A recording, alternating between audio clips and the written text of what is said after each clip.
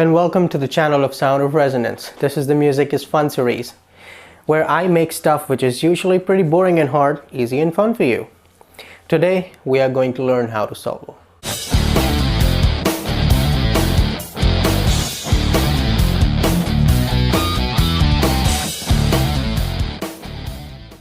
So in this lesson, we are going to learn how to solo. We are going to divide this into four very easy parts, and then I'm going to make it even easier for you. So the first part would be identifying the opportunities.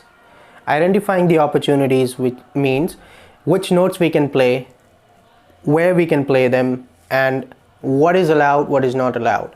So if you take a look at the fretboard here, we are going to be playing in the key of E minor, which is also a G major. So this is a G major.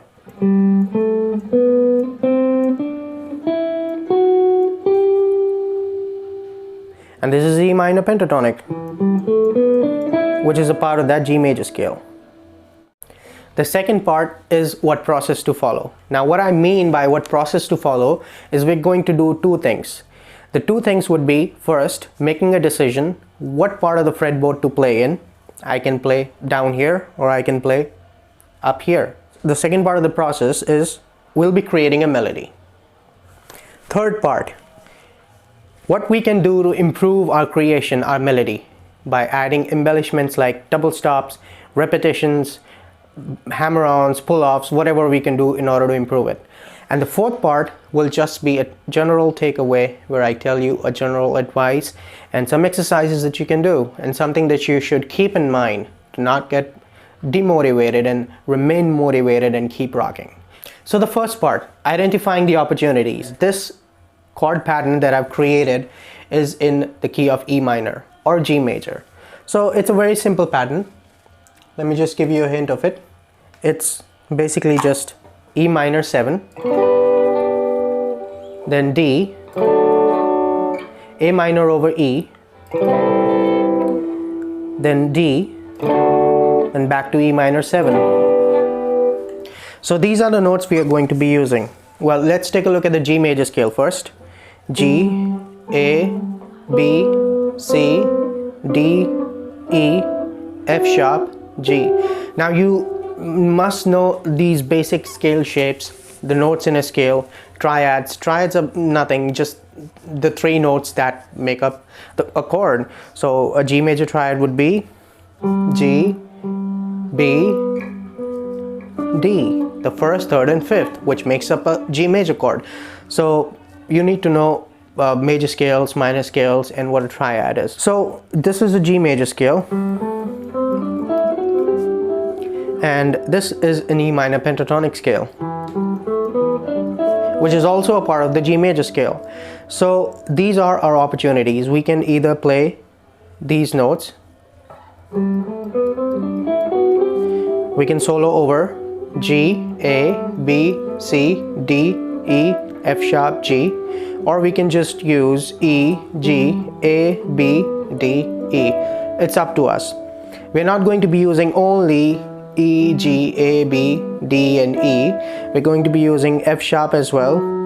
Well, I'll tell you why. We're not going to create a melody which is completely dark and dissonant. We're going to put some emotion into it, which is a mix of a major and a minor tonality. We're not going to go completely major, we're not going to go completely minor, completely sad. We're going to mix it up, make it emotional, make it sound good, something that your listeners can stick to. So the second part is making a decision where to play on the fretboard, and the main and the most important part of this entire tutorial, creating a melody. So like I said, a G major scale or the E minor pentatonic scale, you can play them anywhere. You can play them here. This is the middle section. We can play here as well. You choose a section. For the sake of, for the purpose of this lesson, I'm going to choose this section between the 7th fret and the 16th fret. So we're going to be playing in this area of the fretboard. Now comes the important part, how to decide which notes I'm going to use. Now either what I can do is I can use the notes which are the root notes of the chords themselves, which are E, then D, A minor over E, so it's E again, then D, then E, because our chords are E minor 7, D, A minor over E, D, and E minor 7. These are the notes which turn out to be the root notes for these chords.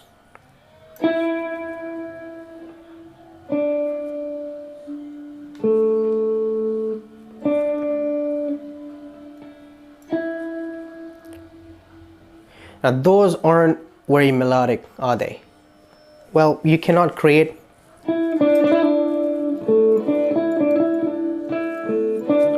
much of a melody from them. So these are not the notes which we are going to use in this lesson. You follow the voice leading. Now voice leading, well let me just put it this way. You follow your ear. See how the chord pattern, the music that it creates sounds.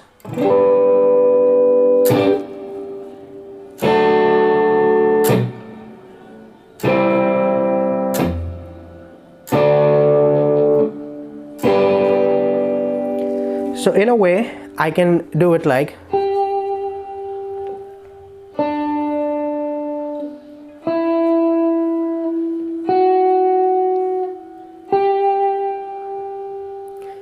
so the notes that we are going to be using for the sake of this tutorial are D, E, F sharp, G, A, and B. We're going to be playing 7th to 16th fret and the strings D and G. So A, B, D, E, F sharp, G, A, B. These are the notes that we are going to play. We are going to create a melody out of these notes. So this is how we create a melody. We're going to play those notes. Well, you don't have to match the BPM, which is 60 BPM by the way. You don't have to match the beats, you don't have to match the timing, you don't have to match anything. We're just going to play the notes as we want, when we want them, the way we want them. On this backing track is the little loop that I've created of the chords of E minor 7, D over F sharp, then A minor over E, then D, and then back to E minor 7. So this loop is going to play over and over, and then on top of that loop we're going to play these notes in whatever order fits us. Well, we're just going to suit ourselves. So let's just get into it.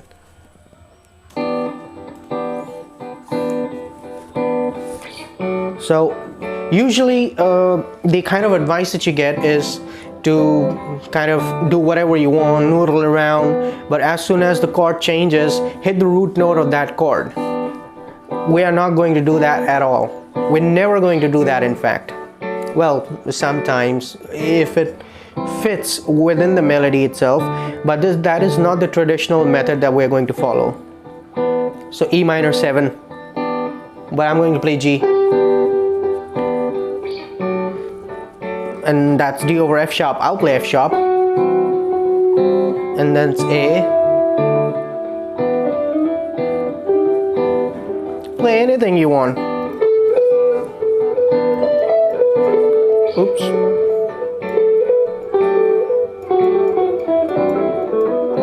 Didn't mean to go to the B string.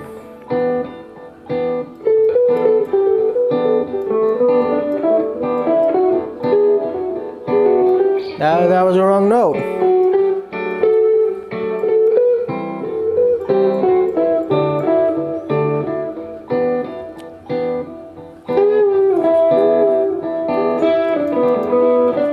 That was the wrong note right there again. And that wrong note is G sharp. I tell you, when I tell you that you can fit that into it, believe me, you can. Well, maybe in some other lesson I'll show you how and why. Right now, let's just focus on the notes that we decided upon.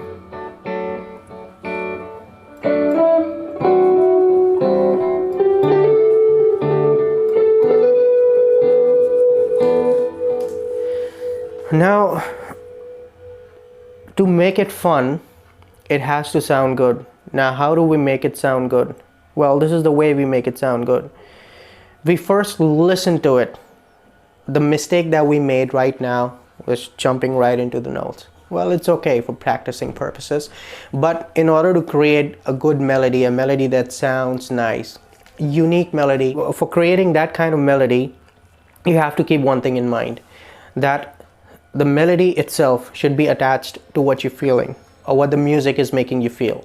So you have to make sure that you listen to the music you're playing over first, and then see what kind of melody it ignites or generates in you. Then you transpose and you kind of translate your feelings into the music through those notes on the chord. All the music theory in the world is only going to help you so much. If you don't have feeling inside you which the music ignites, you may as well give up music right now. But since you're here, you have feeling, and music does ignite feeling inside you, and that's why you've watched it so far. Watch it till the end, by the way. So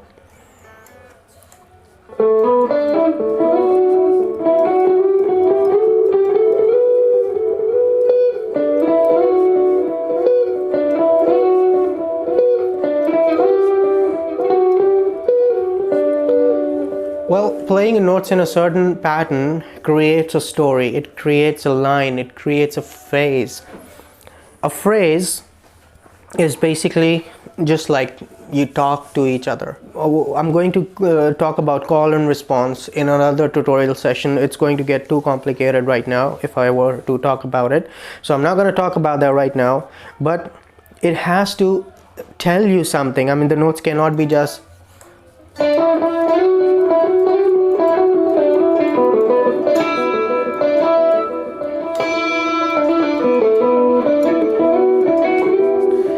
it cannot be just that. It's not going to attract the listener. It may sound good to you. Well, it's not going to sound good to you, to be honest. And it's not going to sound good to the listener either.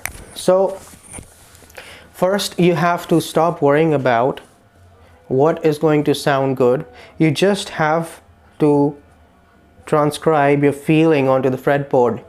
Now we have decided upon a few notes, and let's see what the music tells us to do.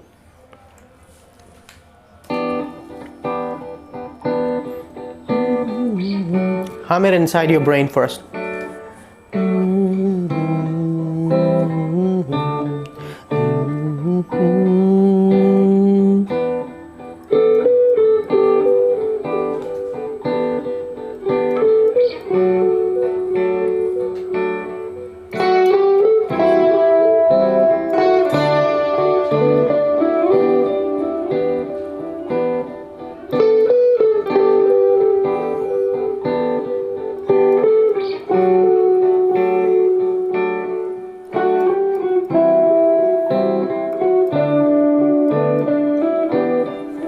So I play A, B, A, G,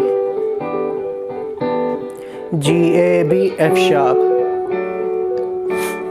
F sharp, G, A, E, E, F sharp, D, then B, D, E, G.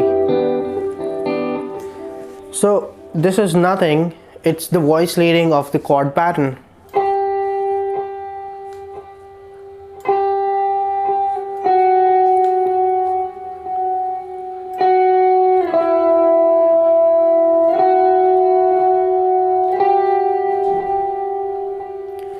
That's just the melody that this pattern ignites within me.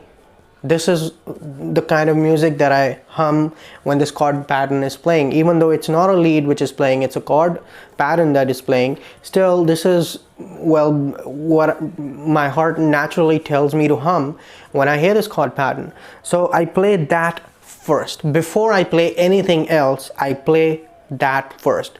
I play whatever I feel. So this is what we came up with.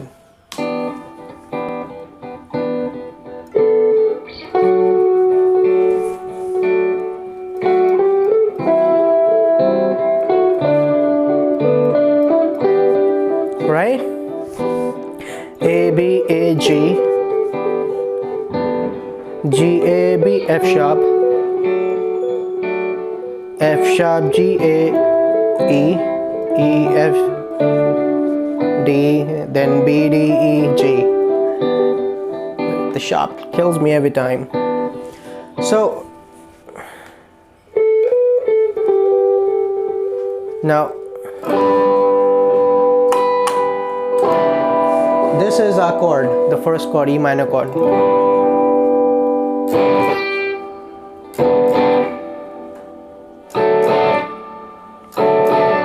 D over F sharp, A minor over E, D, then back to E minor 7. So that was the chord, but we landed upon the G note. We played A, B, then we landed upon the G note. So when D over F sharp was playing, we landed over F sharp.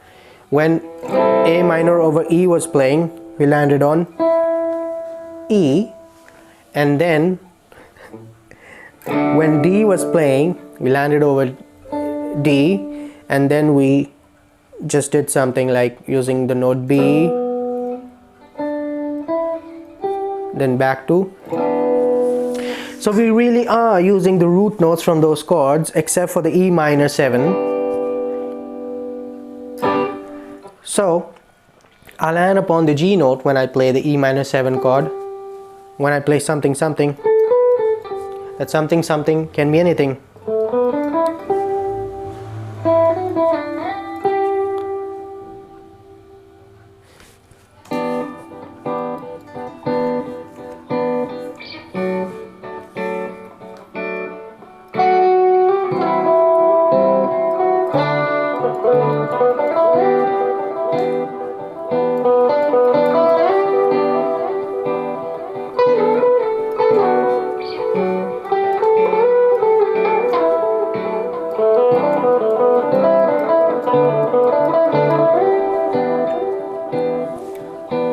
So as long as I just follow that, I follow the voice leading of the chord pattern, I follow that melody, I'll be okay. I can play anything at any point, at any interval, and then just return to that note. What if I don't? Well, let's try that. So when E minor 7 was playing, I played G. I'm not going to play that now. Well, let's go crazy. Let's play F sharp over it.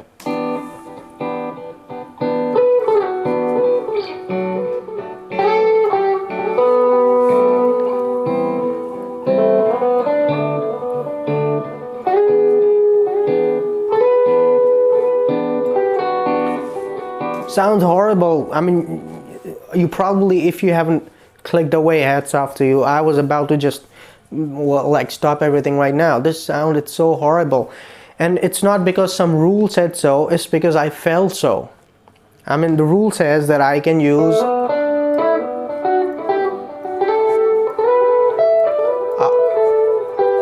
these notes whenever I want. But they sound horrible. Why do they sound horrible? Because when I hum, when the chord pattern is looping, that's not what I feel. And as soon as I start playing what I don't feel, it starts sounding horrible. And it's not just sounding horrible to me, I'm pretty sure it was sounding horrible to you too. So I think we can all agree the notes that we decided upon were E minor 7, as it switches to D over F sharp, and then when it goes to A minor over E, and then when it goes to D, and then when it goes back to E minor 7. So let's just play that twice.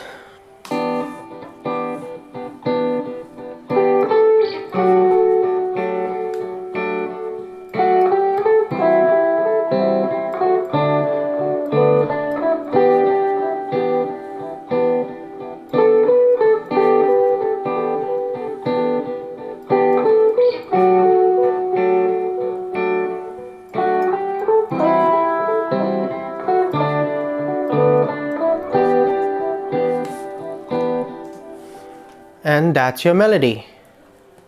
Now we move on to the third part. So in the third part, we're going to make the melody that we created a little better. Now, how do we make the melody better? Well, we just use a few techniques like hammer-ons or pull-offs, or maybe bends or slides or vibratos and repetitions.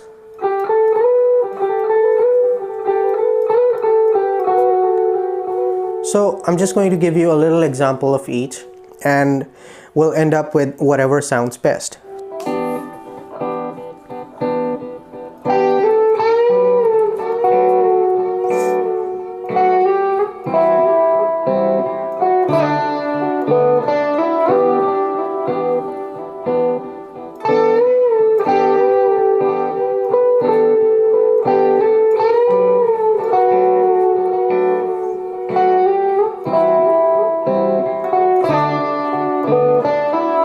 You can mix it up.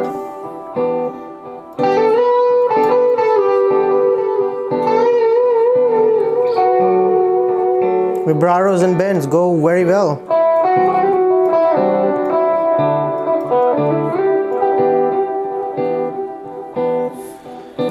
So you see, this is what you have to do. You just have to make sure that you remember those notes.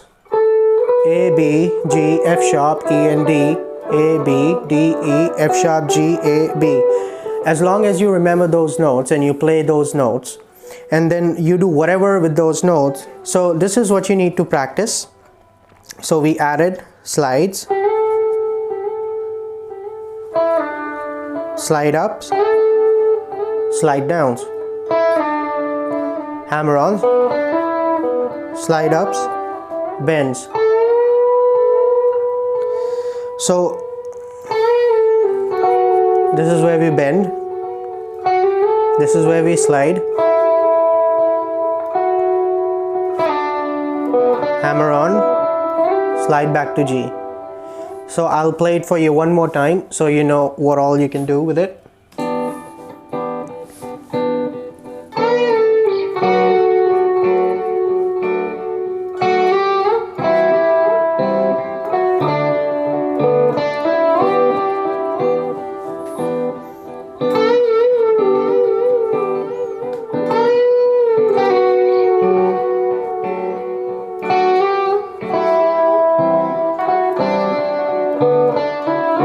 You can use palm mutes as well.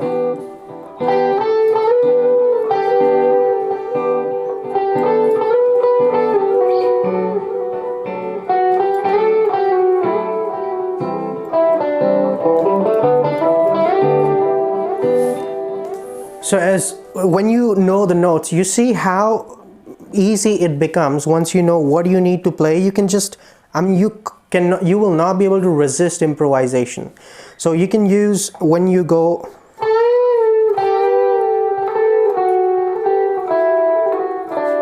and when you have to do this, so instead of that you can do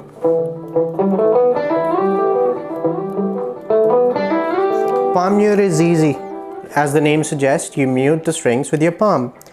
If you're not able to mute just a couple of strings and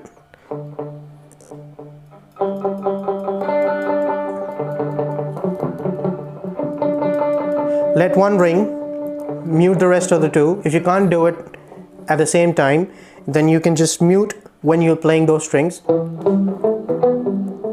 and then let go, and then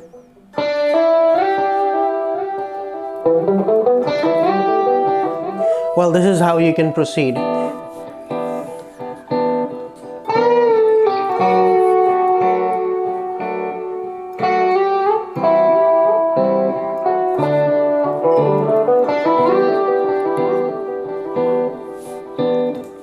So you can do palm mutes, you can choose not to do palm mutes. Well, just practice and just go along with it. Create a loop for yourself with these chords, with whatever chords you want. But well, since we have already practiced and talked about doing it with these chords, E minor 7, D over F sharp, A minor over E, D, and back to E minor 7. It would be easy for you to practice with this pattern. I'll include a link in the description down below where you can download this track. and then you can just loop it, play it on your phone, and you can play along with it. You can hook it up to your amplifier, or if you have a DAW like Ableton, Logic Pro, or BandLab, whatever you use, or GarageBand, you can just create these chords at 60 BPM, and you can just practice with these notes. So that takes us to the last part, which is the part 4. In part 4, well, there's nothing left to say now except feel the music. Like I said, if you don't feel the music, you might as well just give up music altogether. Music theory is supposed to be a tool. It's boring, really not, but it's boring when you're learning it. It can be made fun. A teacher can try to make it as fun as possible, but music theory, trust me, is actually not that very interesting. But if you have an instrument while you're learning music theory, it can become the most interesting thing in the world. Feeling is the most important thing. Like I said, you can throw music theory away, but you cannot throw your feeling away. Then why learn music theory at all? I'll tell you why. To be able to play just right away, you need to have a memory of playing something so that you can do that. In order to develop that memory of playing the right thing at the right time, you need music theory. And music theory teaches you just that. So that is the point till where you need this music theory, so that you can know what to play, and then you can just practice it over and over again, so that it becomes embedded deep within your memory, so that when the track starts, when you hear music, you can just play along to anything you want whatsoever. And this is the takeaway from this lesson. Just feel and play whatever you want. Now stop watching YouTube videos and start practicing and keep rocking. See you in the next lesson.